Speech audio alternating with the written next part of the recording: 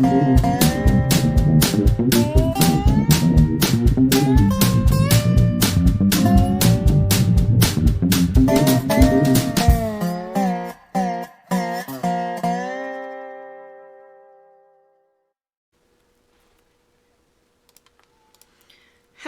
and welcome to my channel. Now, tonight is going to be facts about toys. The dot to dot that we've got is a toy shelf, and I thought we'd check out what's factual about some toys. So, we all grew up with our favourite toy. Maybe it was an adorable doll, an action-packed action figure, or a special stuffed someone to cuddle with. It seems as long as there have been children, there have been toys. That's one constant and universal fact of childhood. Because even when times are hard, nothing stops a child's imagination from turning the nearest available object into a plaything. Whether they're providing comfort to a young one or a pang of nostalgia to someone a little older, there's something a little magical about something as simple as a toy. The world's oldest toy box. The earliest toys were dolls, a collection of stone carvings found buried with a child in the Itkal-2 burial ground in southern Siberia were considered the earliest toys ever found. The carvings depict people and animals and date to about 2,500 BC. A ceramic baby rattle was found near Ankara, Turkey, and archaeologists say it's 4,000 years old. Because dolls are often ambiguous as to their purpose, they might be toys or they might be religious icons. Some argue that this rattle is in fact the world's oldest toy, but we can't say for sure. The yo-yo is believed to be the world's second oldest toy after dolls. Although the exact origin is unknown, it's believed it was invented in ancient China and used as a weapon in the Philippines for centuries. The name yo-yo is believed to be derived from a Tagalog word meaning to come. I was never any good at yo-yo. The hula hoop became one of the first toy crazes in the United States in the 1950s, but they weren't popular everywhere. British doctors noted an uptick in back and neck problems relating to the hula hoop use, while in Indonesia they were banned from promoting licentious behaviour and lustful feelings.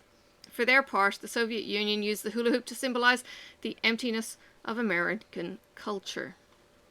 I still can't do the hula hoop. The teddy bear was first made by the Ideal Novelty and Toy Company and is named for the former President Theodore Teddy Roosevelt. President Roosevelt made national news when on a hunting trip he refused to shoot a bear that had been trapped during a hunt. Morris Mitchum, inspired by Roosevelt's kindness, sent a prototype of the stuffed bear to the president, who gave his blessing for the name. Since 1958, LEGO has followed a precise universal system. That means that a LEGO block made in 1960 will work flawlessly with a LEGO block made today.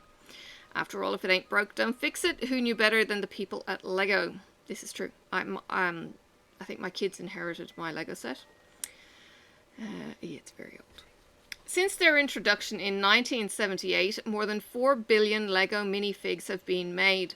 More than the top 3 most populous nations on Earth combined.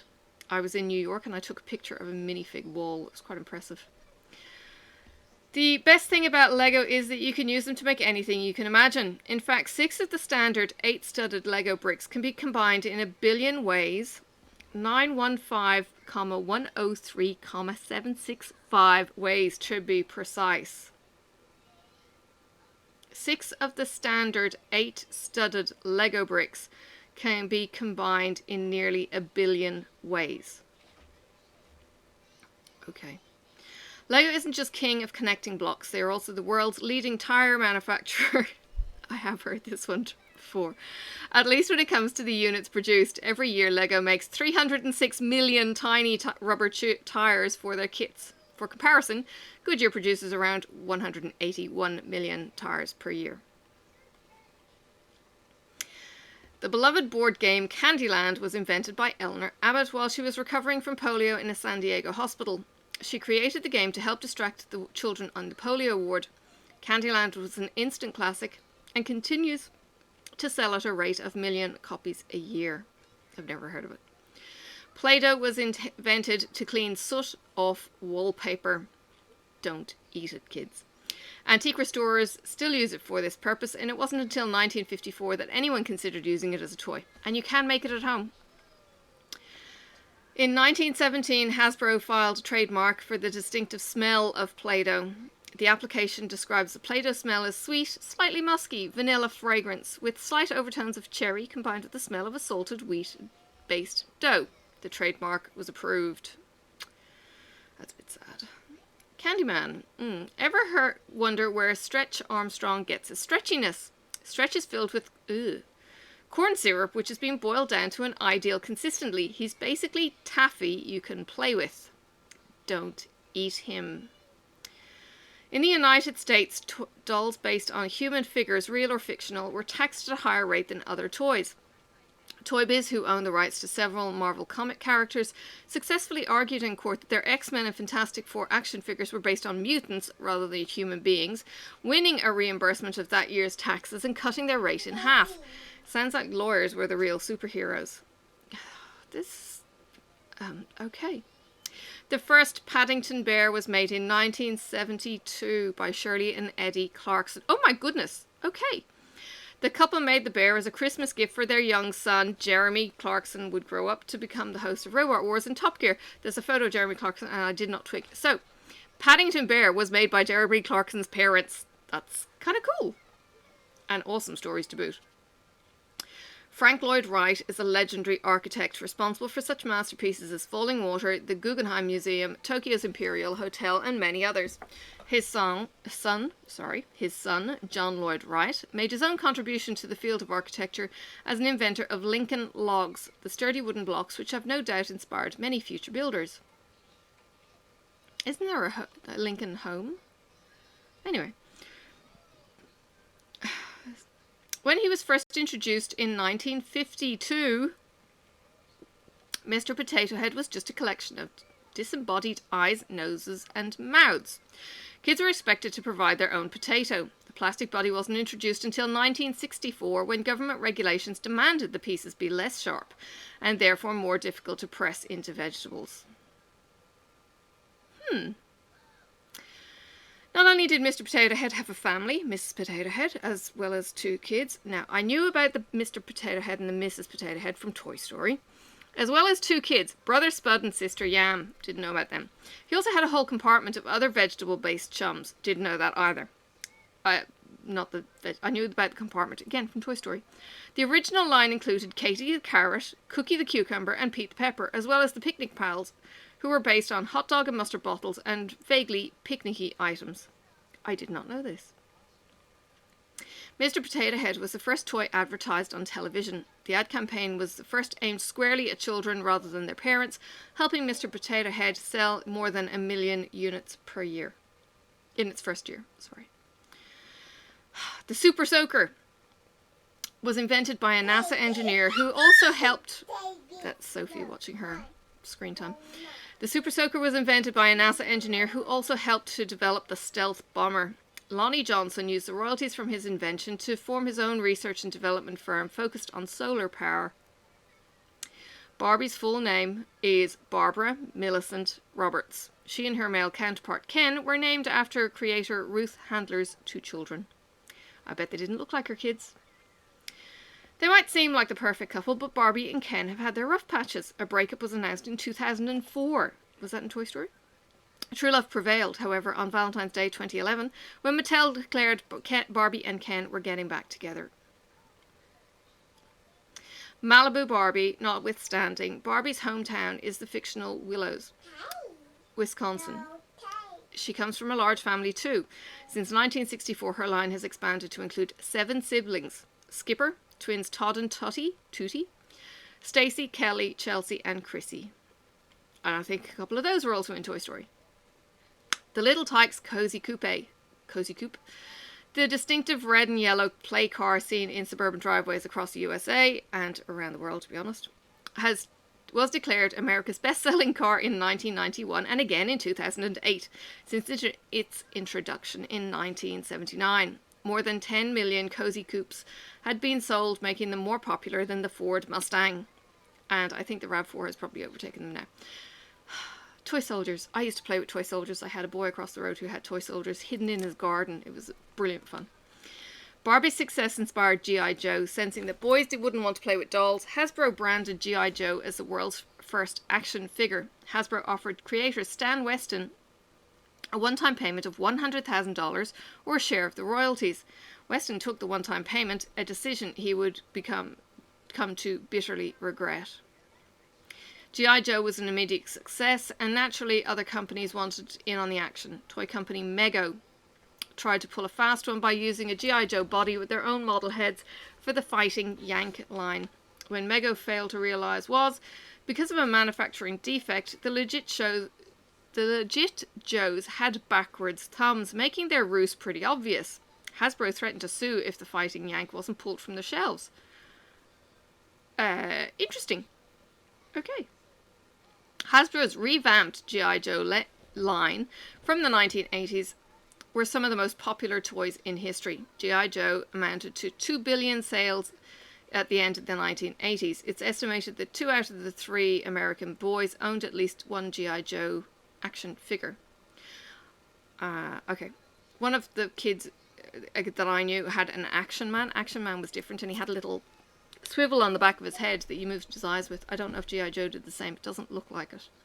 Part of G.I. Joe's appeal was the ever-expanding cast of characters. The G.I. Joe line featured more than 125 characters, so many of that the character designer Ron Ruddit began to have trouble inventing new faces. To help meet demand, Ruddit began modelling the characters after people at the Hasbro office. For example, the character Leatherneck is based on Ruddit himself. Having been turned down by the biggest toy companies in America, one film company production team, finally accepted a deal with the tiny Ohio company Kenner to make the toys for their forthcoming sci-fi flick. The deal would give Kenner exclusive rights to toy based on the film in perpetuity, provided Kenner gave them just $10,000 every year. They didn't even have to make toys, really. If the toys didn't sell well, Kenner could just write a $10,000 check and keep the rights indefinitely. But selling the toys was not a problem. The film, Star Wars, was a massive success and kicked off a franchise that made millions for Kenner. George Lucas himself called it the worst deal he ever negotiated. Lucas would have his revenge, however. Hasbro brought Kenner in 1991, but apparently they didn't get the message about Kenner's sweet Star Wars deal.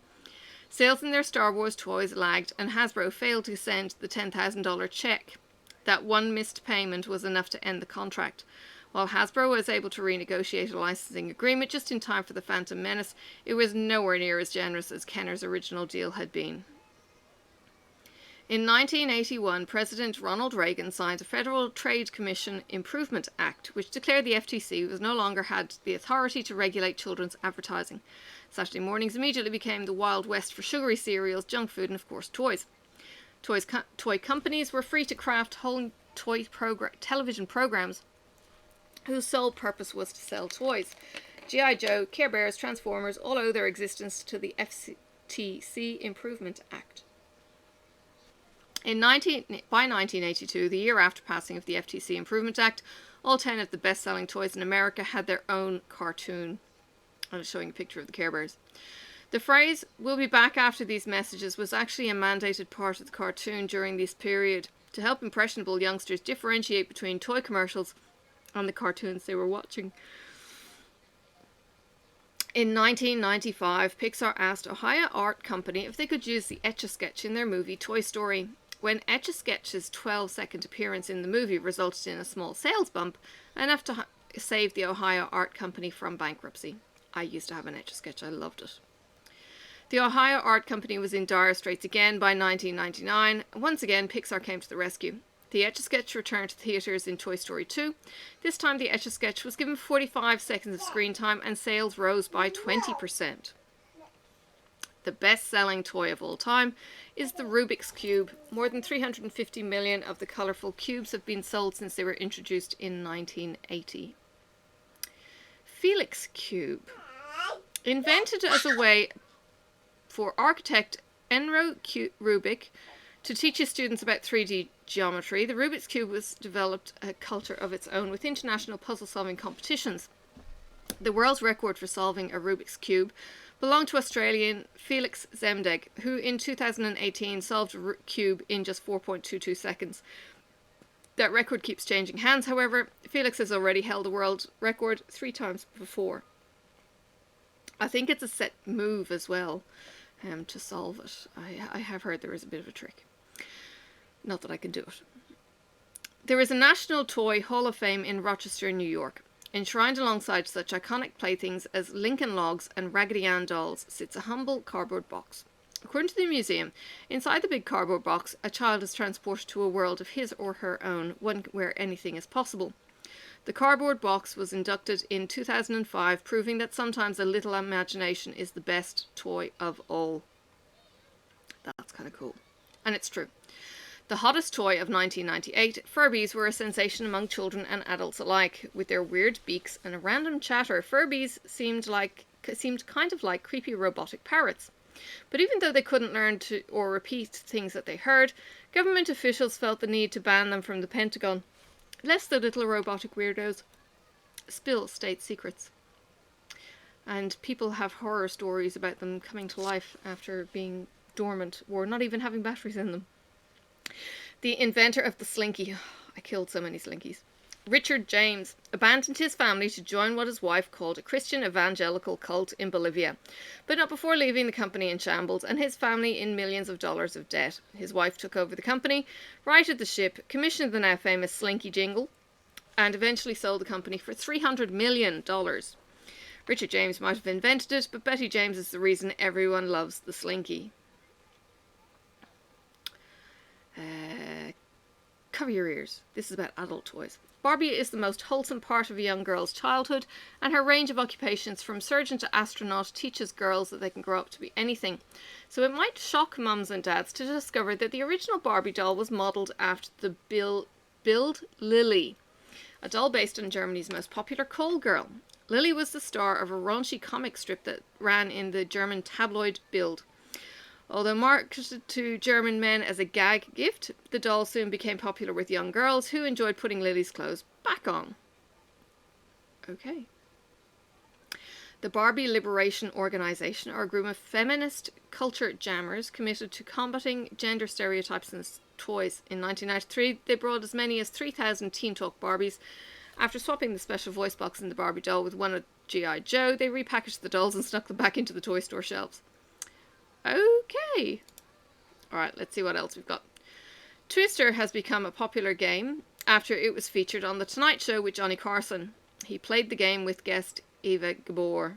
Up until then, its sales have been sluggish. Sears even denied having it included in their catalogue because they considered it risque.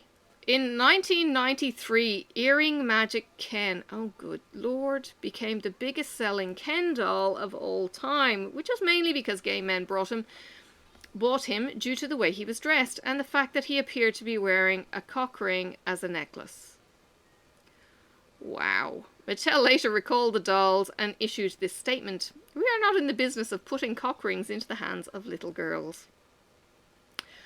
The first the first Fisher-Price toy ever sold in stores was Dr. Doodle. Do you remember Dr. Doodle? It's a duck on wheels that would nod its head. You can still buy this toy today. It's now known as Dr. Duck. Tonka is named after Minnesota's Lake Minnetonka. The Play Family Farm is not only the first play set created for the Fisher-Price Little People, but also remains the best-selling playset. I have one of these for Sophie, and I got her the new version, not the old one. The old version is selling for hundreds and hundreds of dollars here. Rainbow Bright's real name is Wisp.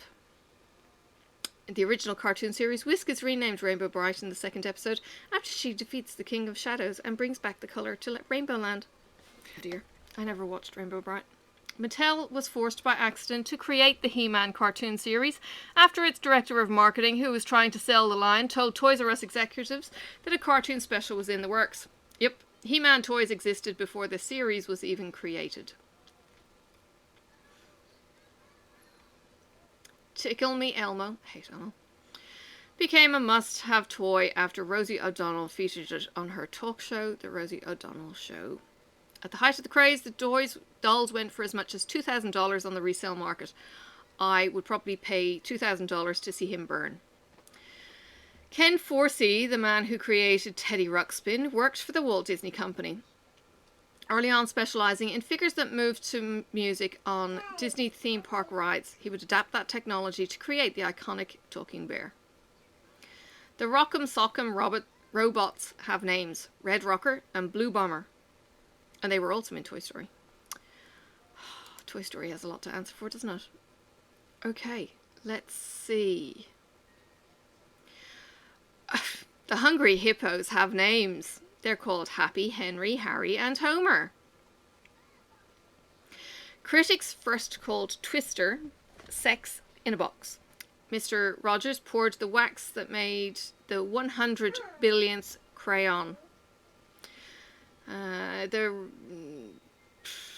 government issue Joe is G.I. Joe's full name. Koosh balls were named for the sound they make when they hit your hand. Koosh. The Slinky is the official state toy of Pennsylvania. The teddy bear is the official state toy of Mississippi. A man served 1.5 years for making counterfeit Beanie Babies. Wow. Care Bears started as illustrations to help sell greeting cards. Cabbage Patch dolls, never got into them either, came from Babyland General Hospital in Cleveland, Georgia. They had mechanical jaws so they can chew. It's a little freaky. The radio flyer Wagon got its name from the two greatest achievements, people flying and the radio. He was the official travel ambassador to Rhode Island, was Mr. Potato Head. Captain Kangaroo helped make Play-Doh get popular. The toddler push phone was updated with buttons and lights when people complained, and it was put out next year with a rotary dial once again. The Magic 8 Ball contains a 20-sided single die. Nerf's first slogan: Nerf, you can't hurt babies or old people. Try hitting them in the eye. The Easy Bake Oven was inspired by New York City street vendors. Queen Elizabeth II has a rubber ducky in her bathtub. I'm not quite sure how they know that. Silly string was used to find tripwire in the dark. The Viewmaster... Oh, of course, because it goes in the dark too sometimes. The Viewmaster flashcards were used during war times. Silly Putty is a failed military application. I don't know what Silly Putty is. The pet rock inventor became a multi-millionaire in 6 months. Sophie, stop. Sugar Ray used to be called Shrinky Dinks until Milton Bradley sued them for it. Is he Sugar Ray Leonard? Don't know. Sea monkeys were not monkeys and did not come from the sea. No, they're squirty little shrimp, and they squirt around in water. They're quite fun to actually have. Anyway. The game Twister was originally called Pretzel, and it was invented by Rain Geyer, who invented the Nerf ball. In 1987, Mr. Potato Head went politically correct and gave up his standard issue plastic pipe at the American Cancer Society's Great American Smoke Out event, giving it to the then Surgeon General of the United States, C. Everett Koop. Jenga is the African Swahili word meaning to build. The game was created by an African named Leslie Scott, whose first language was Swahili. Pedro Flores invented the yo-yo, adapting the toy from a stone and thong weapon from his native Philippines.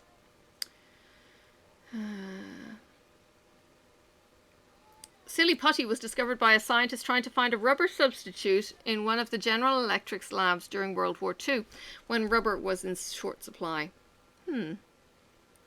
Frisbee originated at various New England colleges when students began throwing empty pie tins from the Frisbee Baking Company of Bridgeport, Connecticut. Frisbees were cool. Hacky Sack was a handmade beanbag created by Mike Marshall as a way to exercise his knee after an injury. They are kind of cool. I like the little sacky, the beanie feeling of the inside. The teddy bear was named after Theodore Roosevelt. Crayola crayons have been on the market for over 100 years. And according to Forbes magazine, 1 out of 3 homes owns a Scrabble board. A husband and wife created the game of Yahtzee while on their yacht. Yes, the name Yahtzee. Dear, oh dear, oh dear. Oh gosh.